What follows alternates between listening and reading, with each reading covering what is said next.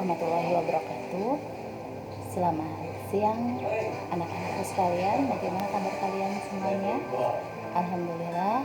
Semoga anak-anakku sekalian dalam keadaan sehat dan dapat dilindungi oleh Allah Subhanahu wa taala. Kali ini Ibu akan membahas, ya, kita akan tetap belajar, ya, walaupun dalam kondisi seperti ini kita harus tetap semangat belajar. Kita akan belajar mengenai tata surya, ya. Untuk itu nanti silakan anak-anakku sekalian untuk melihat sambil mendengarkan penjelasan yang ada. Hari ini kita akan belajar mengenai sistem tata surya.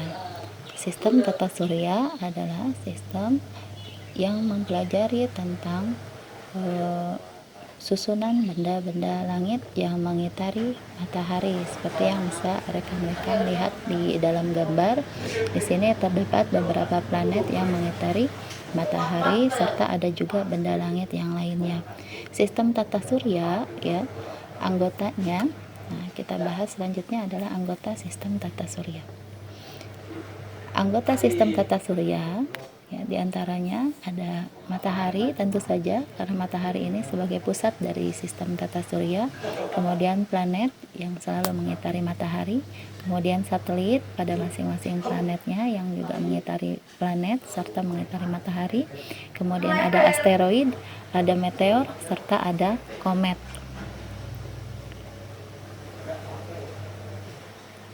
Selanjutnya, matahari. Apa itu matahari? Matahari sebetulnya adalah bintang, ya. Dia adalah bintang yang paling dekat dengan bumi.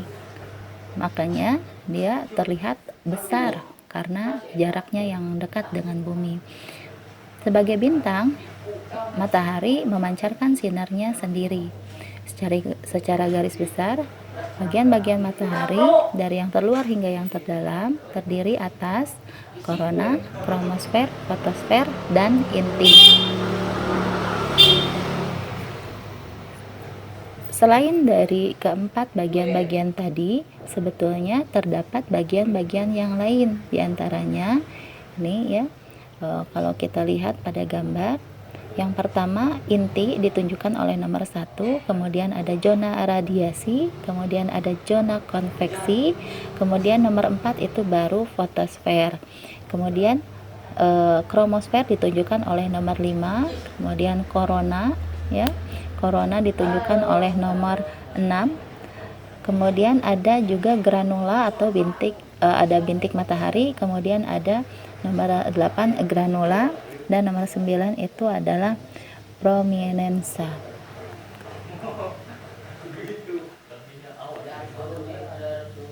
Kemudian kita lanjutkan ke planet.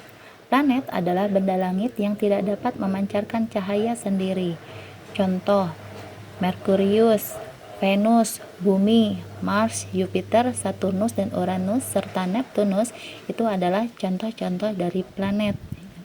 Masing-masing planet tersebut mengitari matahari pada orbit tertentu.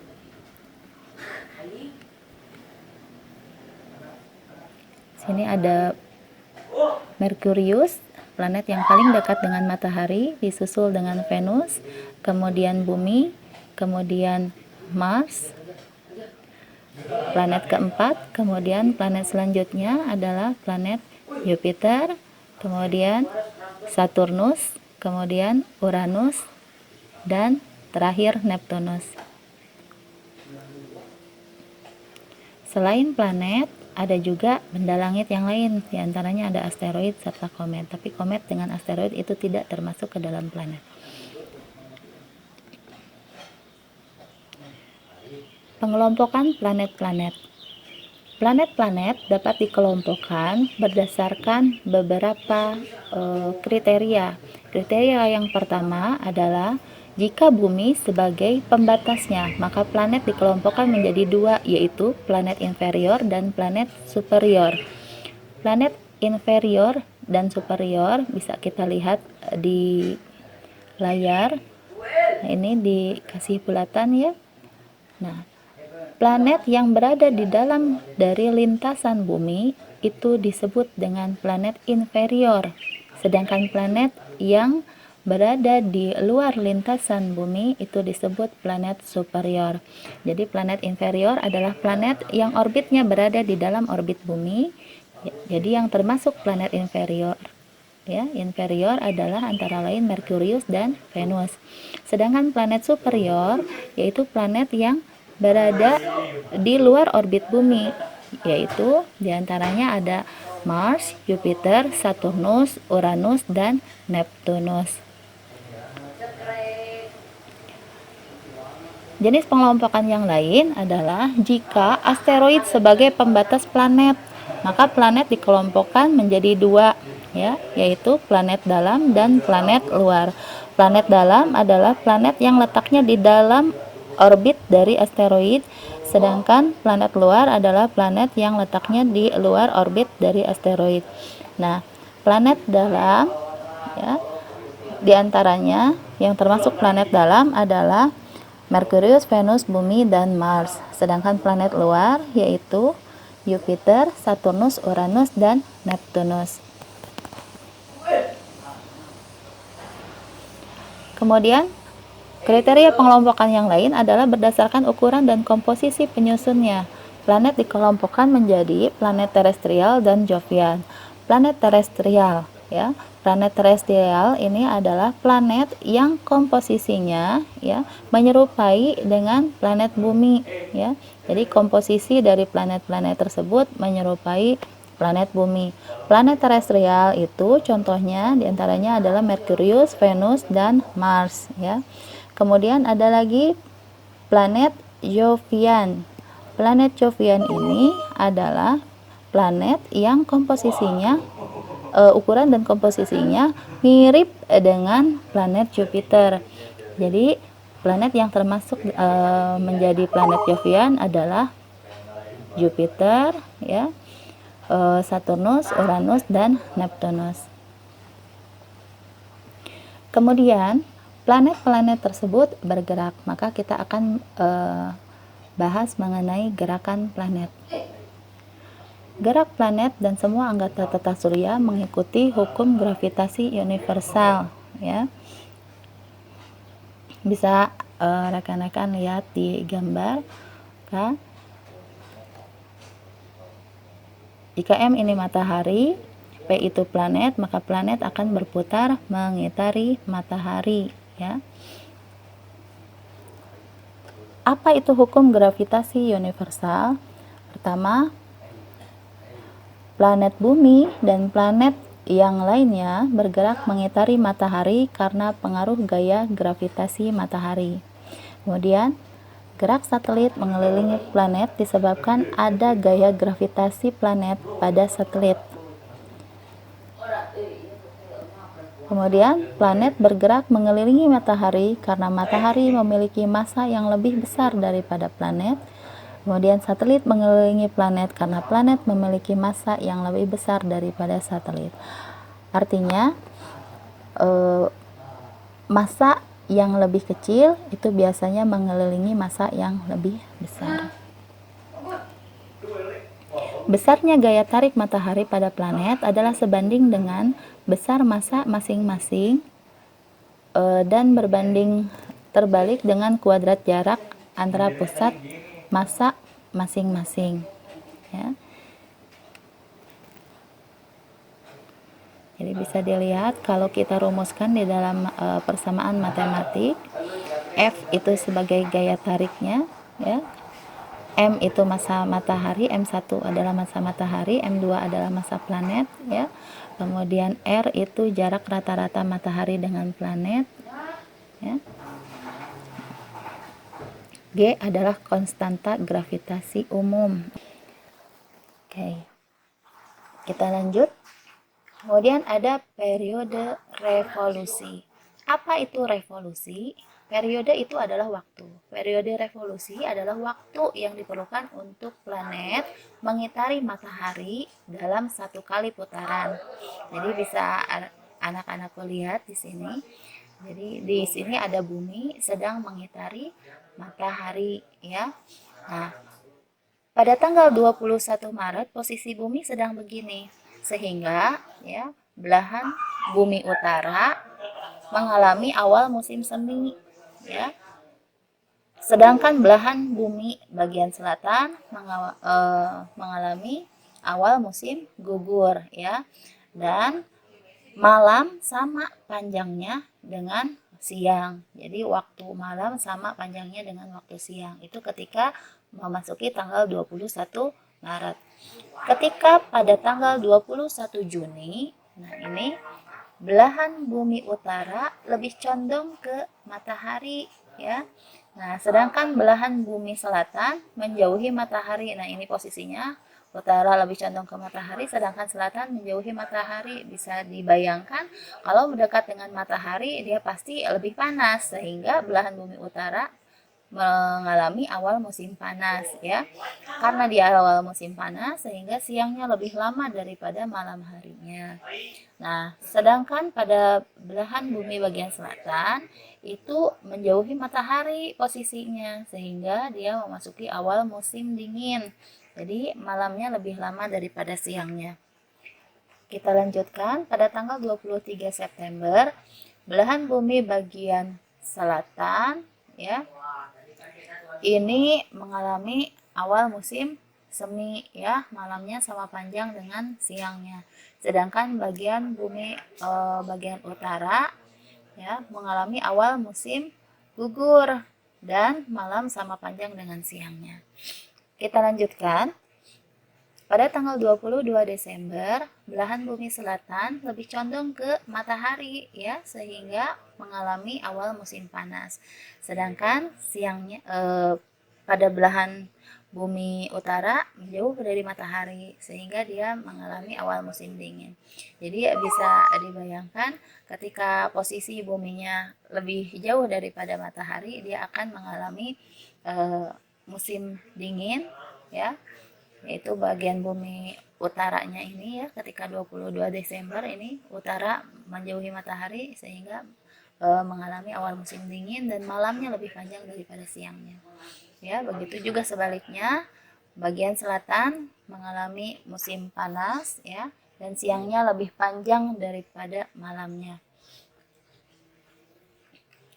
Kita lanjutkan. Sekarang kita akan membahas mengenai periode rotasi.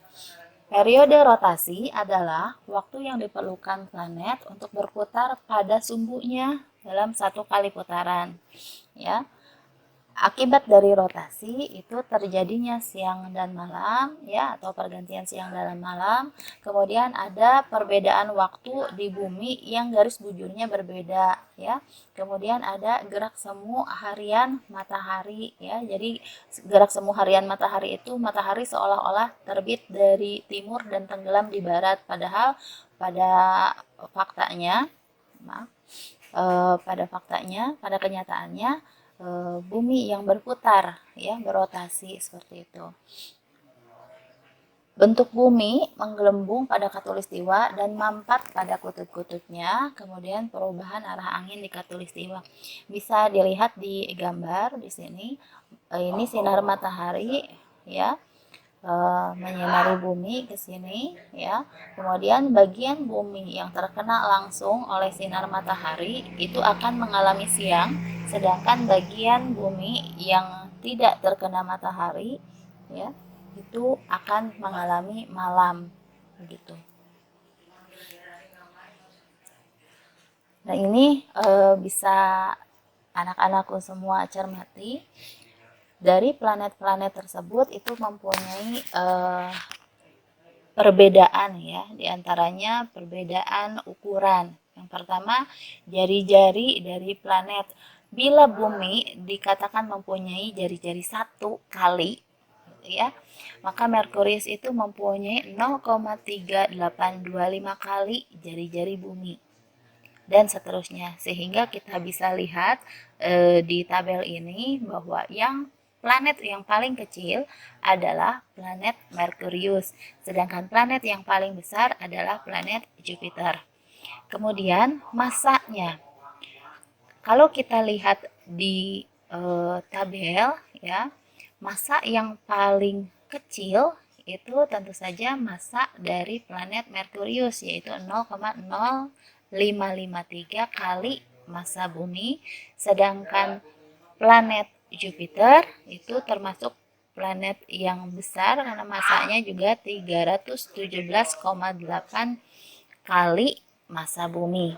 Kemudian massa jenisnya, massa jenis ini adalah kerapatan ya. Jadi massa jenisnya kalau kita lihat semakin jauh dari matahari, massa jenis planet semakin kecil ya. Nah, massa jenis yang paling besar adalah ternyata planet bumi, yaitu 5,5 gram per centimeter kubik ya. Kemudian periode rotasi ya, lamanya berotasi. Bumi itu berotasi selama 1 hari ya, sedangkan planet yang lain itu ada yang kurang dari 1 hari ya, ada yang kurang dari 1 hari. Nah, kemudian periode revolusi ya. Nah, bumi itu berevolusi selama 1 tahun ya. Nah, tentu saja ini periode revolusi ini dipengaruhi oleh lintasan atau orbit dari planet tersebut. Semakin dekat ke matahari, maka lintasannya semakin kecil, orbitnya juga semakin kecil ya. Jadi lintasannya semakin kecil, sehingga periode revolusinya semakin dekat ke matahari, semakin cepat dia mengitari matahari tersebut ya. Jadi periode revolusinya semakin cepat. Kemudian jarak rata-rata ke matahari, nah ini tentu saja ya sudah kita ketahui bersama. Yang paling dekat adalah Merkurius, kemudian Venus, Bumi, Mars, Jupiter, Saturnus, Uranus, dan Neptunus. Jumlah satelit, nah ternyata 2 planet yang paling dekat ke matahari tidak mempunyai satelit ya. Bumi mempunyai 1 yaitu bulan, kemudian Mars mempunyai 2, Jupiter mempunyai 63 satelit, Saturnus mempunyai 56 dan Uranus mempunyai 27 serta Neptunus mempunyai 13 satelit. Nah, kita akan lanjutkan dengan membahas satelit ya. Satelit adalah benda langit yang mengelilingi planet dan mengiringi planet dalam mengorbit pada matahari. Satelit pada bumi itu ada satelit alam, ada juga satelit buatan. Satelit alam bumi dinamakan dengan bulan ya, seperti kita ketahui bersama. Ini digambar ya, M itu untuk matahari, yang biru itu planet, satelit itu mengitari planetnya. Oke. Kemudian ada juga satelit buatan yang digunakan untuk komunikasi biasanya ya. Ini satelit, gambar satelit buatan. Kemudian kita akan lanjutkan dengan periode rotasi bulan. Bulan di dalam berevolusi, bidang orbit bulan membentuk sudut 5 derajat terhadap bidang edar bumi atau kita sebut dengan ekliptika. Sehingga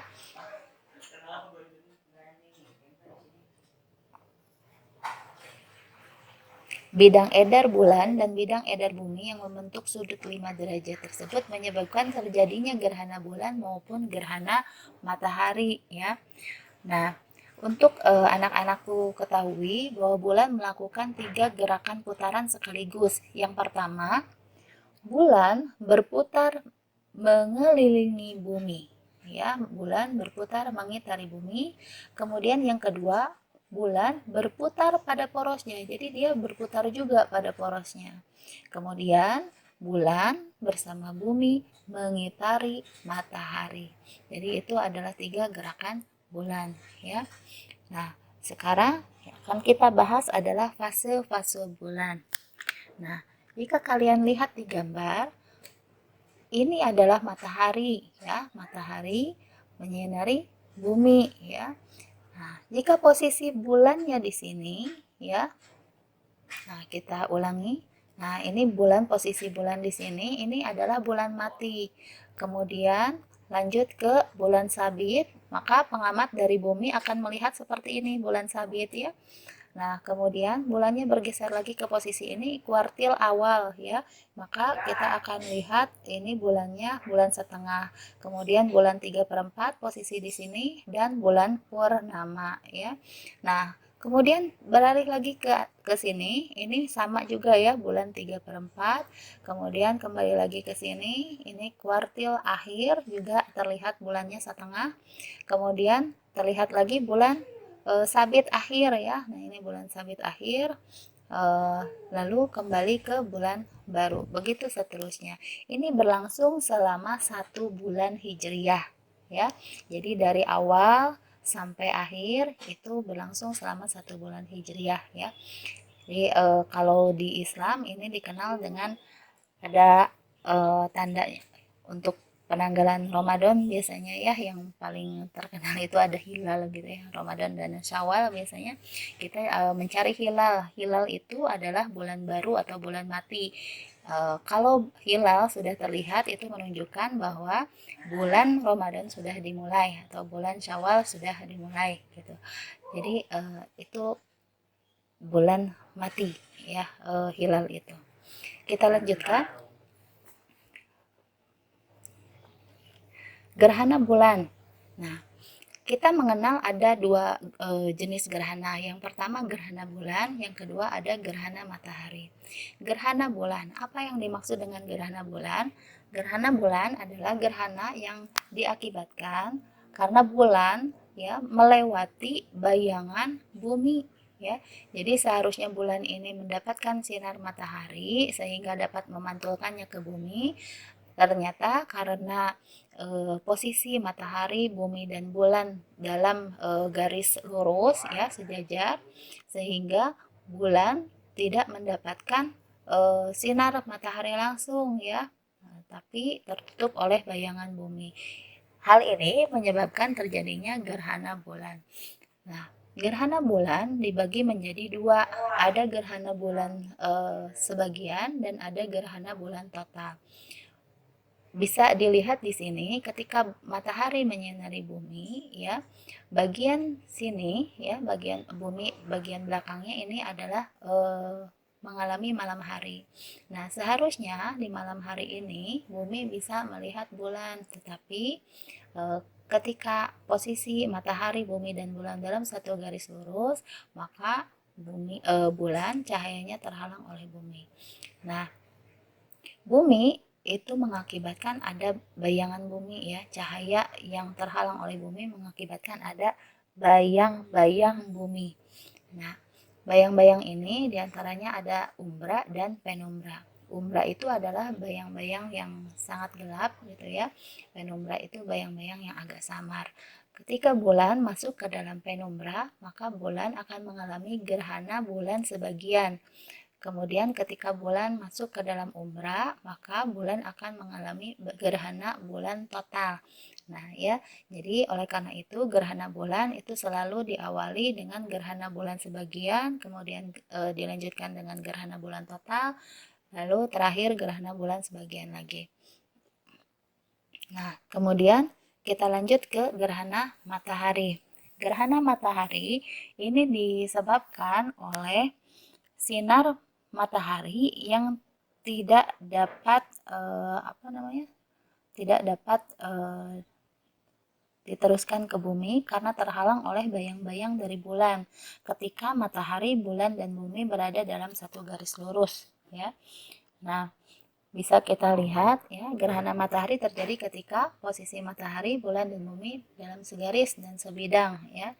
Nah, kalau kita perhatikan di sini, jika matahari menyinari ke sini, ya, maka matahari ini akan mengakibatkan adanya bayang-bayang sinar matahari yang terhalang oleh bulan akan mengakibatkan adanya bayang-bayang bulan ya di bumi. Bayang-bayang bulan ini ada umbra juga ada penumbra. Nah, bagian bumi yang terkena umbra ini akan mengalami gerhana matahari total. Sedangkan bagian bumi yang terkena penumbra akan mengalami gerhana matahari sebagian. Oleh karena itu, gerhana matahari sebagian, gerhana matahari total itu akan terjadi secara bersamaan dan dalam waktu yang singkat ya, relatif singkat jika dibandingkan dengan gerhana bulan ya. Jadi sekitar 5 sampai 6 menit saja. Kemudian kita lanjutkan pengaruh dari revolusi bulan terhadap pasang surut air laut ya. Nah, ternyata ketika bulan berada pada posisi purnama ya, maka air laut pada bumi itu akan mengalami pasang maksimum ya, pasang purnama. Nah, sedangkan ketika bumi ketika bulan pada posisi kuartil awal dan kuartil akhir itu akan mengalami pasang minimum ya. Nah, artinya apa? Ketika pasang maksimum itu artinya kan setiap malam itu air laut pasang ya. Pasang maksimum artinya air laut pasang tapi peningkatan ketinggian air lautnya itu berada pada maksimum ya.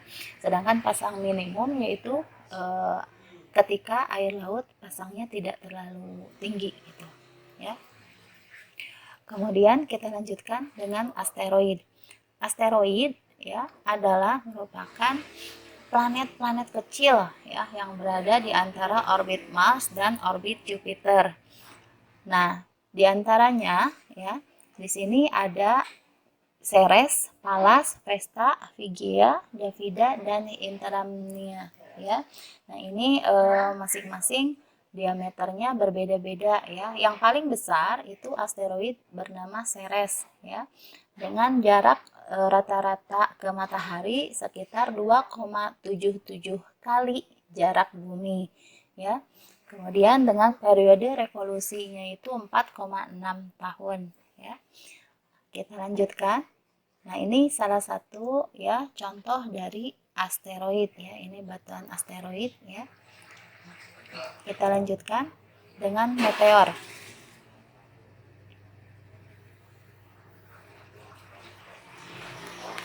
Apa itu meteor ya?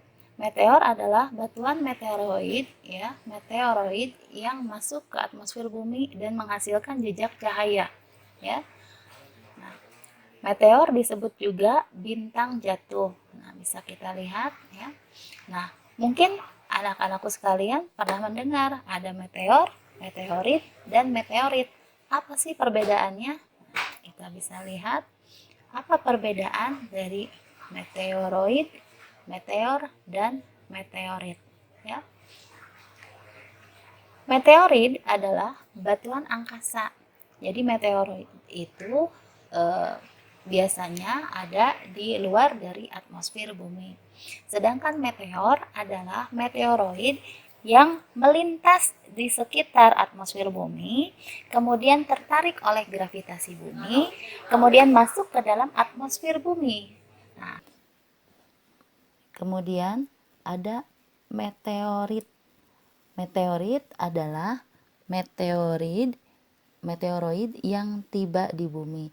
Jadi meteor yang sudah terkikis di lapisan atmosfer itu, jika masih ada sisanya, itu akan jatuh ke permukaan bumi. Kita lanjutkan dengan komet. Komet adalah benda langit yang mengorbit pada matahari dengan lintasan yang sangat lonjong. Komet juga dikenal dengan nama bintang berekor. Ekor komet selalu menjauhi matahari. Semakin dekat dengan matahari, ekor komet semakin panjang. Begitu juga sebaliknya. Bagian-bagian dari komet adalah inti, koma, awan hidrogen, dan ekor. Seperti yang kalian tahu, inti komet itu terdiri atas debu dan es. Ketika komet mengitari matahari, makin dekat dengan matahari semakin panas, sehingga es di inti makin banyak mencair kemudian berubah menjadi uap. Nah, uap itu nantinya akan jadi ekor, sehingga ekor komet ya semakin dekat dengan matahari, ekor komet semakin panjang karena ekornya itu adalah hasil penguapan es di inti. Demikian paparan materi tata surya kali ini.